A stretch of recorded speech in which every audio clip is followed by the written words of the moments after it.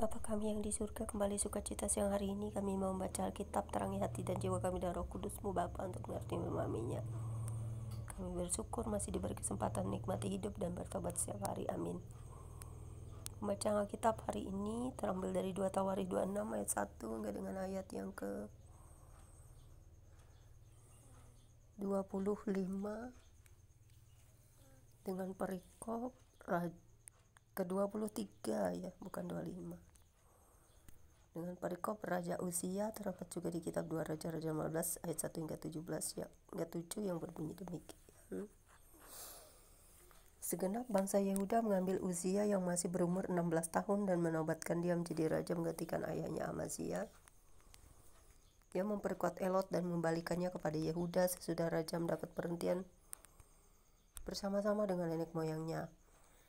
Uzia berumur 16 tahun pada waktu ia menjadi raja, dan 52 tahun lamanya ia memerintah di Yerusalem. Nama ibunya ialah Yekolya dari Yerusalem. Ia melakukan apa yang benar di mata Tuhan, tepat seperti yang dilakukan Amazia ayahnya. Ia mencari Elohim selama hidup Zakaria, yang mengajarnya supaya takut akan Elohim, dan selama ia mencari Tuhan, Elohim membuat segala usahanya berhasil. Maka majulah ia berperang melawan orang-orang Filistin dan membongkar tembok Gat, Yabne dan Asdod, lalu mendirikan kota-kota di sekitar Asdod dan di lain-lain wilayah orang Filistin. Elohim menolongnya terhadap orang Filistin dan terhadap orang Arab yang tinggal di Gur Baal dan terhadap orang Meunim. Orang-orang Amon membayar upeti kepada Uzia, namanya termasuk sampai ke Mesir karena kekuatannya yang besar. Uzia mendirikan menara di Yerusalem di atas pintu gerbang sudut, di atas pintu gerbang lebak, dan di atas penjuru serta mengokohkannya. Ia mendirikan juga menara-menara di padang gurun dan menggali banyak sumur.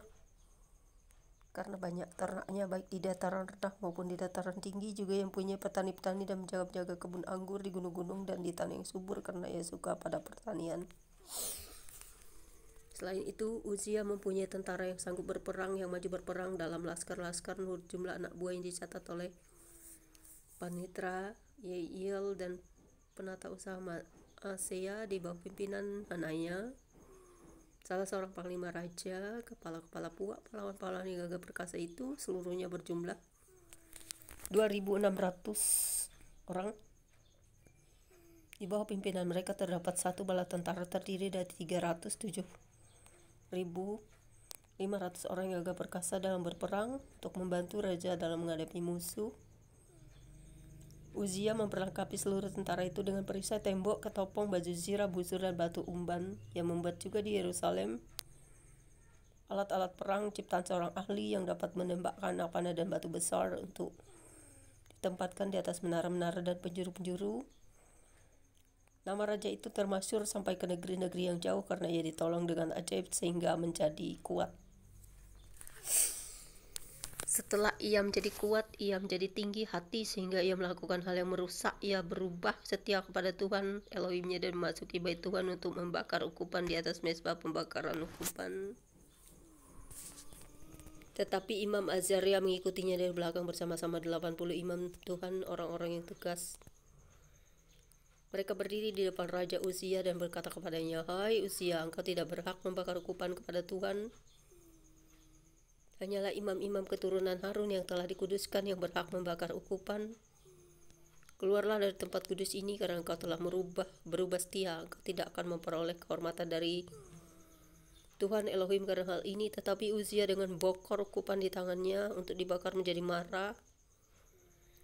Sementara amarahnya meluap terhadap para imam, timbullah penyakit kusta pada dahinya di hadapan para imam di rumah Tuhan, dekat mezbah pembakaran ukupan. Imam kepala Azaria dan semua imam lainnya memandang kepadanya, dan sesungguhnya sakit kusta pada dahinya. Cepat-cepat mereka mengusirnya dari sana, dan ia sendiri tergesa-gesa keluar karena Tuhan telah menimpakan tulah kepadanya. Raja Uzia sakit kusta sampai kepada hari matinya, dan sebagai orang yang sakit kusta, ia tinggal dalam sebuah rumah pengasingan karena dikucilkan dari rumah Tuhan. Dan Yotam anaknya mengepalai istana raja dan menjalankan pemerintahan atas rakyat negeri itu. Selebihnya dari riwayat Uzia Dari awal sampai akhir ditulis oleh Nabi Yesaya bin Amos. Kemudian Uzia mendapat perhentian bersama-sama dengan nenek moyangnya, dan ia dikuburkan di samping nenek moyangnya di ladang dekat kuburan raja-raja karena ia berpenyakit kusta, kata orang. Maka Yoram anaknya menjadi raja menggantikan dia. Tuhan, terima kasih apa yang kami dengar dan baca kiranya juga menjadi peringatan bagi kami ketika kami diberkati, ketika kami mungkin diberkati dengan limpah, kami lupa akan Tuhan, kami bisa tinggi hati dan jahat. Karena itu dari pelajaran yang setiap hari kami baca dari firman-Mu, sejarah dan fakta-fakta tentang orang-orang yang telah Kau pilih dan panggil, jika satu hal terjadi dalam panggilan itu dan mereka menyimpang dan mereka menjadi sombong dan keras hati, maka Tuhan tidak akan membiarkan segala hal yang merusak iman dan percayanya sehingga dia dihukum.